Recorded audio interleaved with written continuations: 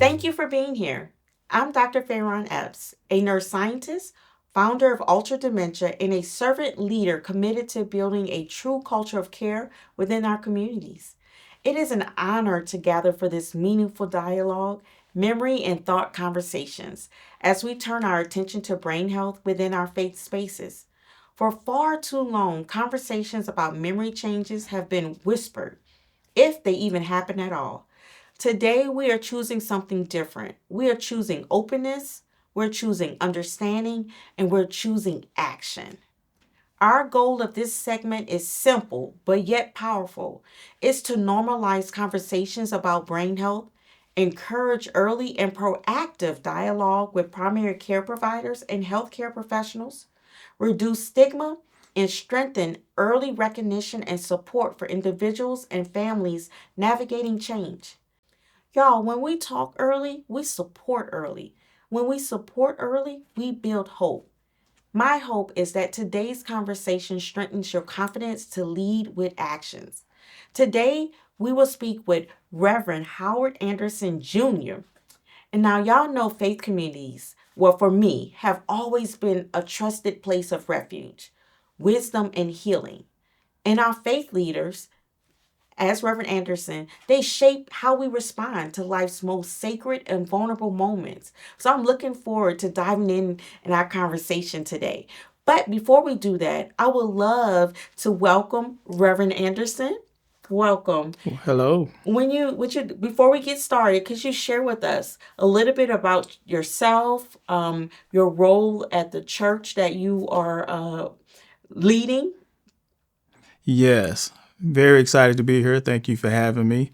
I am Dr. Howard E. Anderson the second or junior. I'm a bivocational minister, so my primary vocation is a actual medical physician. I'm an internal medicine physician, but at the church, I work with some of the finances and some of the ministries and help put on some of the programs at the church. My father is actually the pastor of the church, but I work in some of the background helping with some of the ministries and so forth at the church, and I also work heavily with the health ministry as well. So. Oh, great. Yeah. So let's tell our listeners what's the name of the church. The name of the church is The Exciting Singing Hills Baptist Church. The service area of the church is actually in the Dallas area, primarily zip code 75241. And the church is actually named after the actual community that it sits in, which is actually the Singing Hills community. So. Oh, that's some good history with that. How long has the church been in existence in the Singing Hills community? As of January 25th, we've been in existence 42 years. Let's kind of dive into educating the church on health issues. So this is memory and thought conversations, and I want to focus on brain health. Yes. So how would you describe brain health to your parishioners? So I would describe brain health as the importance of taking care of your mind. I think when God created us, he created us in his own image. And he created us with the ability to think, the ability to reason, and he created us above all other creatures. And so we have that responsibility as humans to be stewards of what God has gifted us. And so it starts with the brain, because the brain is pretty much the control center of the body. So whatever taking care of the brain is important, because that allows us to do everything else that we want to accomplish in this life. So brain health is very important. So how can we get more conversation about brain health and memory concerns? How can we get that going in our church? Because stigma just is out there, and it's just no one wants to talk about it, and especially in the Black community. So what would you recommend, or what are maybe y'all are doing at the church already? So if we talk about the church or just the community in general, and we talk about stigma, there's always been stigma around healthcare issues. And some of that stems from a mistrust of the system. So as community leaders, as faith leaders, the first thing we try and do is at least get our parishioners to try and move beyond that a little bit. And so in our trusted spaces, because we are trusted, that helps, because they're not as worried about, well, am I getting true information or am I not getting the right information? So So that barrier of stigma kind of goes away within the faith community. The exciting Singing Hills church, they're at an advantage, right? Right. Because you are on staff, you're an eternal med. But I think about other faith communities that may not have no one in leadership that's also a medical professional. Right. Can we just spend some time there to talk about how does that partnership look? How can medical professionals bring information to the church? Yeah, so I think it all stems back to the stigma. So because there's this hesitancy for our parishioners to trust the system, I think one, the church breaks down their trust barrier. And two, so now as a church, if we can reach out, find health professionals with different expertise to come in. So if we have a dementia expert come in and talk to us, the parishioners are more comfortable with what's about to happen. And they may be more attentive to what's said by the healthcare professionals, and then they trust it more.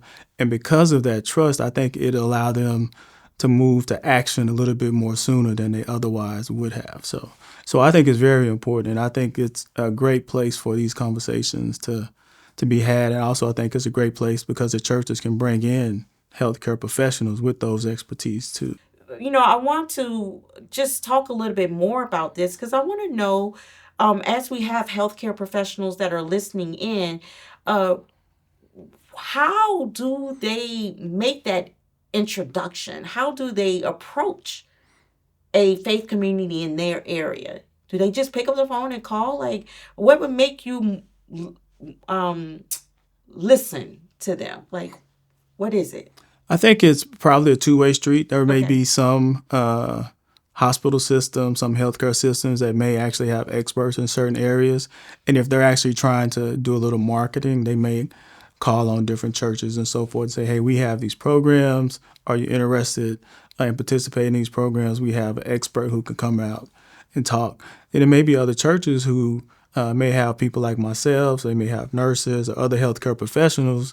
The church may say, hey, we're trying to have a talk on this subject. Can you go out and find somebody to help us? So in that way, the church is actually reaching out to have somebody come in a certain discipline. What are you looking for in that healthcare professional beyond, they're specialized in this area? Is there anything else you all are looking for? We're looking for someone who is, one, authentic or genuine because, and we're looking for someone who's, I just want to say kind of feel like they're kind of a common person because sometimes we as healthcare professionals, we can come in with a lot of bravado. And so we're actually speaking over the congregation. We're using words that they can't understand. And so we give a talk, but the people can only understand about 10% of what we're saying. So we're looking for someone who's more personable, kind of more down to earth, who can relate to the people. And I think probably that's the term that we look for, a relatable healthcare professional, because if the parishioners can't connect with the healthcare professional, then they may not listen to them. But if they feel like it's relatable, somebody they can have a conversation with, then it makes it a little easier for them to be attentive and to try and maybe understand and be more active in trying to take care of themselves. So, Yeah. How can we really address brain health for our parishioners that don't see this phase as this doesn't affect me, right? I'm 22. It doesn't run in my family. No, I'm not 80 yet.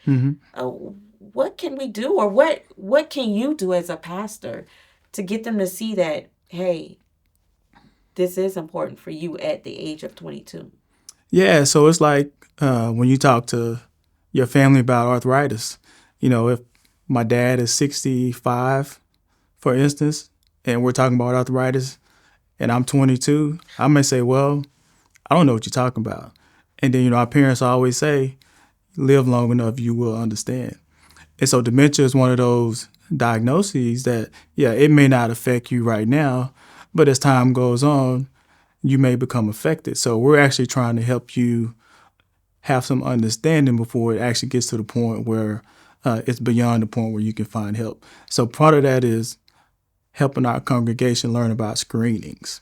And I think the problem with brain health, unlike high blood pressure, you go to the doctor, they put a blood pressure cuff on your arm.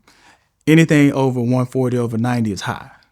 It's finite. We know what that is.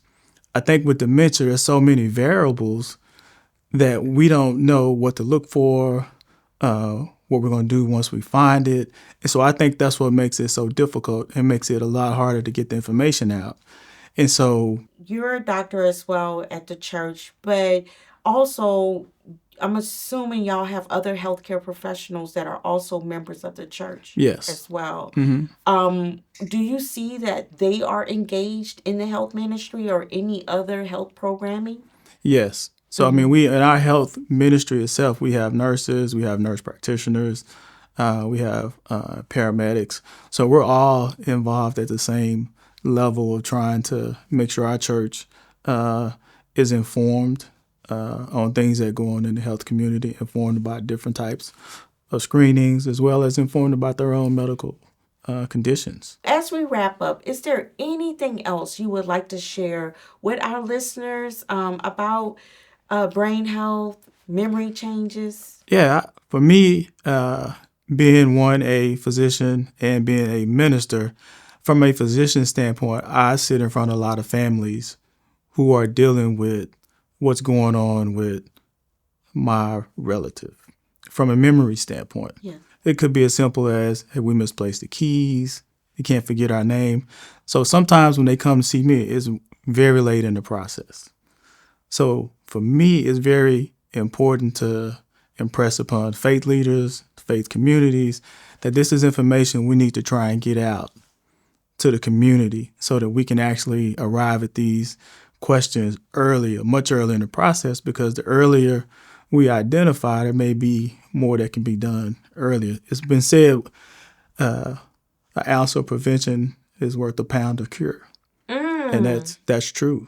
And so with dementia, the more we find out about it, the more we can better equip our parishioners, equip the community, and then we can come up with these screening processes that'll be very beneficial for families, caregivers, as well as the patients themselves. So, Well, I really appreciate you yeah. coming, stopping by, dropping these pearls of wisdom for me as well, but also for our listeners. As we wrap up, I really want to speak to our faith leaders, right? Yeah. If you're a faith leader watching this, know that your voice matters. You don't need all the answers, but it's your willingness to open the conversation that can change lives.